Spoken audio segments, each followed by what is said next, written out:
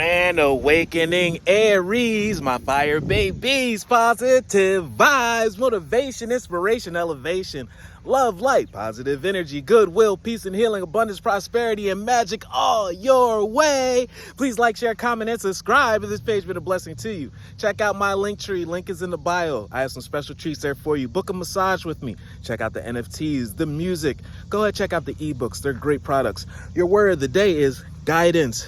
Wisdom, knowledge, and understanding. Those are the things you ask for today.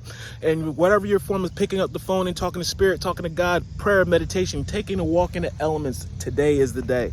Then ask for guidance, and then also be humble enough to be able to take that advice once the downloads come in. Exercise that, because your life will be that much easier walking into your blessing. In times of uncertainty, I ask God to guide me to the light in my being. I'm directed to the doors that will open my inner freedom. Therefore, I'm taking a step forward in trust, and I release my faith to God. And guess what? Your faith is rewarded. Aries, love one another. Be kind to one another. Love yourself. I love you too.